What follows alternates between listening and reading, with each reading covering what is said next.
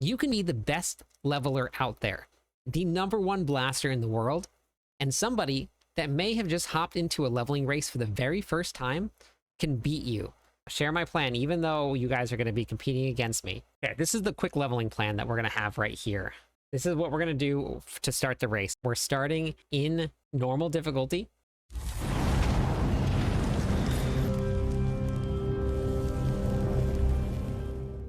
Until we test out a little bit of how the Nightmare Dungeon scaling is going to work. I don't really know how it's going to scale with the changes that they're going to be making.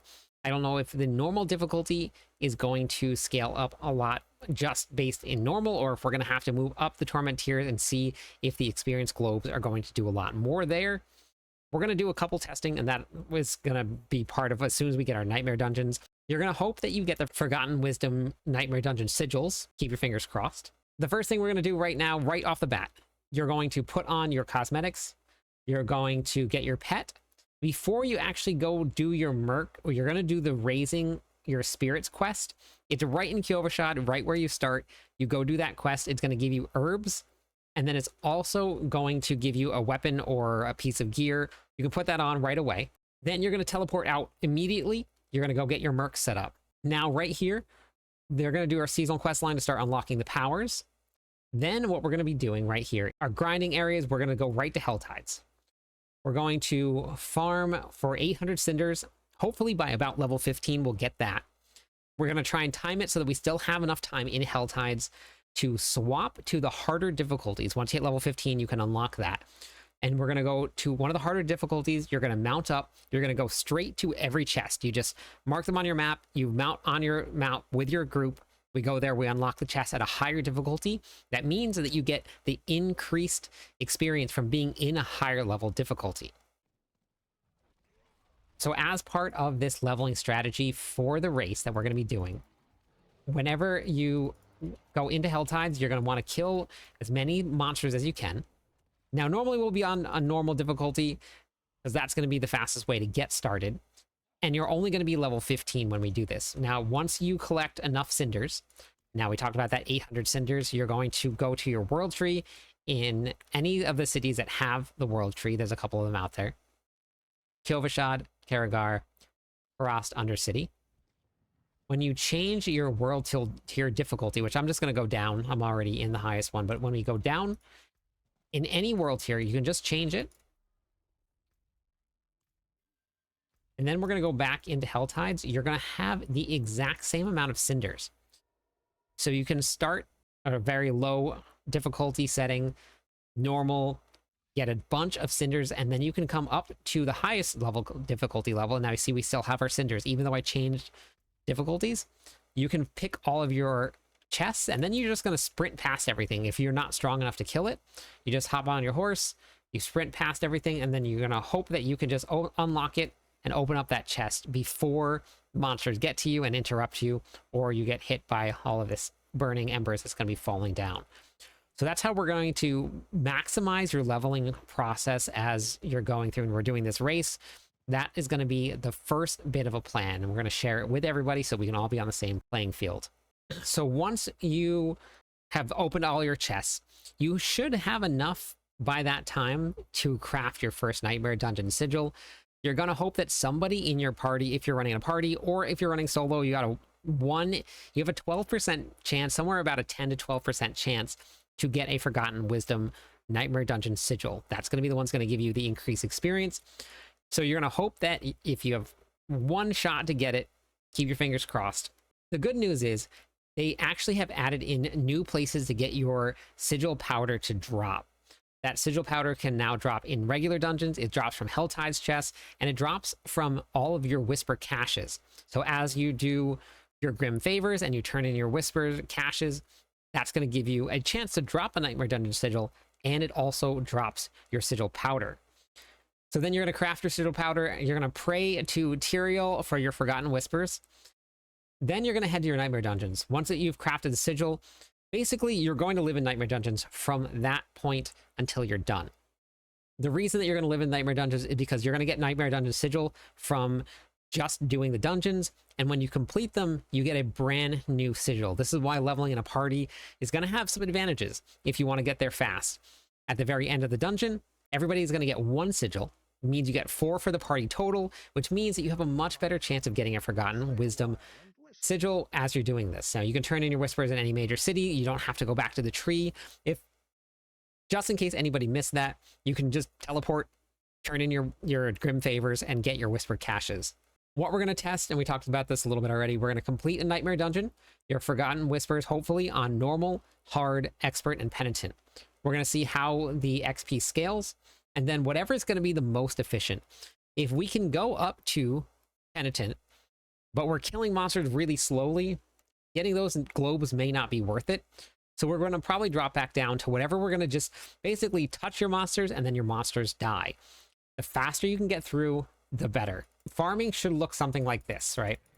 Where you just touch a monster and the monsters die. Like, that's going to be your goal. You don't want to just like sit there hitting monsters and hitting monsters and hitting monsters and waiting for them to die. You want it to basically be a one-shot. These documents here, which I'm going to update it tomorrow for season, it'll say season 9 on it. I keep all of this stuff here available for anybody. There's a lot more information in this document.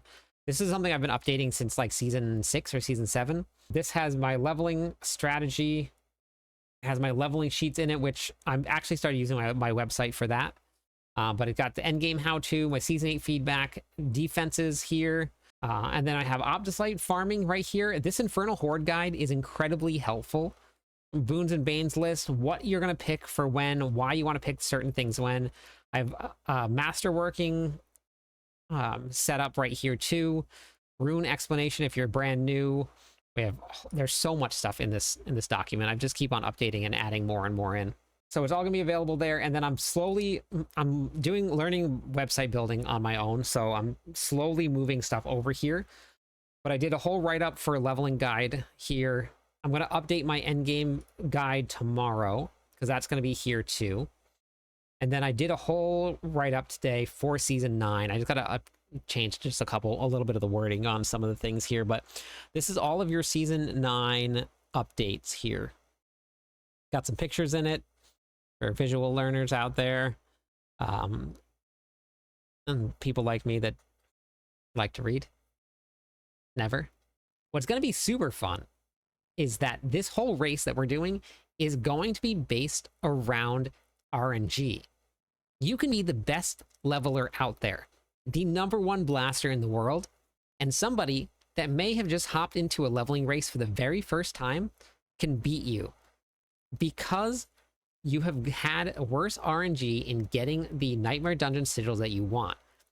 It adds a really, really cool element to how the race is going to work, and I'm pretty excited to see who ends up on top now, because you now have no idea. Everybody's on this like limbo playing field of, are you going to get your Forgotten Wisdom sigil early, or is it going to come later on and you won't actually be able to keep up with everybody else that has gotten their sigils? Very, very spicy race here that we're going to be running. I'm super excited to see how it happens. If you guys haven't joined the race yet, you have one more day to sign up. The race right here is what we're going to be doing is the launch day community event race. This is hosted by Immortalize and I. The challenge is going to be the first of 4 teams. 1 through 4 are all going to get prizes. You have to clear either Torment 1, Pit 10, or Torment 4, Pit 55. The teams have to be of 4 players. All members must stay in the same party from start to finish. Now, you don't have to be the same level. Somebody was asking about this. Somebody may go to town and somebody turns in an event or a chest or something like that.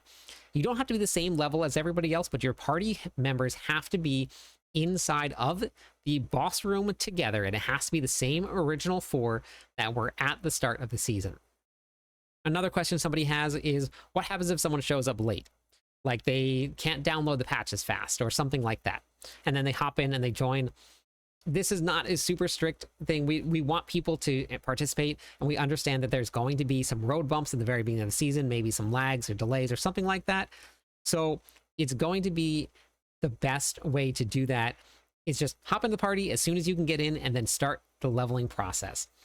we're going to require a boss kill clip. Now, the Discord server has been set up. If you go into Discord here, you're going to go right down to the channel that we have set up for it. It's going to look just like this here, the race clip entries. The first teams to post their clips inside of Discord here will going to be reviewed.